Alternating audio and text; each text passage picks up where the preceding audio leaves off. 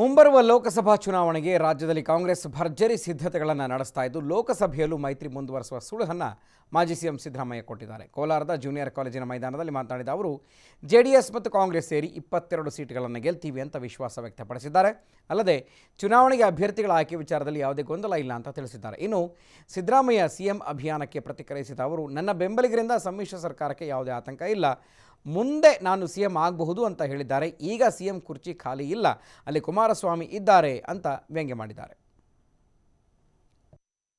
ಯಾರೇ ತೀರ್ಮಾನ ಆಗಿಲ್ಲ, ನಾವೆಷ್ಟು ಅವರೆಷ್ಟು ಅಂತ ತೀರ್ಮಾನ ಆಗಿಲ್ಲ. ಒಟ್ಟಾರೆ ಇಬ್ಬರು ಸೇರಿ ನಾವು ಕನಿಷ್ಠ ಒಂದು 22 ಸೀಟ್ ಗೆಲ್ಲಬೇಕು ಅಂತ, 20ಕ್ಕಿಂತ ಜಾಸ್ತಿ ಸೀಟ್ ಗೆಲ್ಲಬೇಕು. ಸರ್, ಮಂಡ್ಯ ಗುದ್ದಾಟ ಹೇಗಿದೆ? ಏನು ಗುದ್ದಾಟವೇ ಇಲ್ಲರಿ ಅಲ್ಲಿ. ಸರ್ ಹೇಳ್ತಾನೆ ಇದ್ದಾರಲ್ಲ ಸರ್, ಇವಾಗ ಅವರು ಎಲ್ಲ ನಿಮ್ಮ ನಮ್ಮಲ್ಲಿ ಚರ್ಚೆನೇ ಆಗಿದೆ. ಇವತ್ತಿನವರಿಗೆ ನಾವು JDS ಚರ್ಚೆನೇ ಮಾಡಿದ್ದೀವಿ. ಅದರಿಂದ ಗುದ್ದಾಟ ಇಲ್ಲಿರ್ತದೆ. ಯಾವ್ಯಾವ ಪಾರ್ಲಿಮೆಂಟ್ ಸೀಟ್ಗಳು ಯಾರ್ಯಾರಿಗೆ ಅಂತೇಳಿ ಇವತ್ತಿನವರಿಗೆ ಚರ್ಚೆ ಆಗಿದೆ. ಸಸ್ಪೆಂಡಿಂಗ್ ದಿ ಕೇಸ್ ಎಲ್ಲಿದೆ ನೋಡಪ್ಪ. ನಮ್ಮೂರು ಯಾರು ಕೂಡ ಕುಮಾರಸ್ವಾಮಿ ಮುಖ್ಯಮಂತ್ರಿ ಅಲ್ಲ ಅಂತ ಹೇಳ್ತಾರೆ. ನಂಜೇಗೌಡ ಸರ್ ಹೇಳಿದ್ದಾರೆ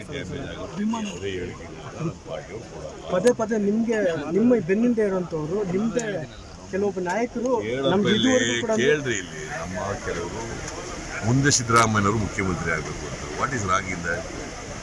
ಮುಂದೆ ಈಗಲ್ಲ, ಈ ಕುಮಾರಸ್ವಾಮಿ ಅವರೇ ಮುಖ್ಯಮಂತ್ರಿ. ಖಾಲಿ ನೀವು ನೆಕ್ಸ್ಟ್ ಎಲೆಕ್ಷನ್ಗೆ ನಿಂತ್ಕೊಳ್ಳಲ್ಲ ಅಂತ ಅವ್ರು ಏನು ಹೇಳಿದ್ರು ಅಂತಂದ್ರೆ HC ಮಾದೇವಪ್ಪ ನಾನು ಇದ್ದೆ. ನನಗೂ ಸಿದ್ದರಾಮಯ್ಯನವ್ರು ನೋಡಿದ್ರೆ ನಮ್ಮ ಮುಖ್ಯಮಂತ್ರಿ ಅನಿಸುತ್ತೆ ಅಂತ. ಅಂದರೆ ನಾನು 5 ವರ್ಷ ಮುಖ್ಯಮಂತ್ರಿ ಆಗಿದ್ದೆ, ಈಗಲೂ ಹಂಗೆ ಅನಿಸುತ್ತೆ ಅಂತ ಹೇಳ್ಬೋದು.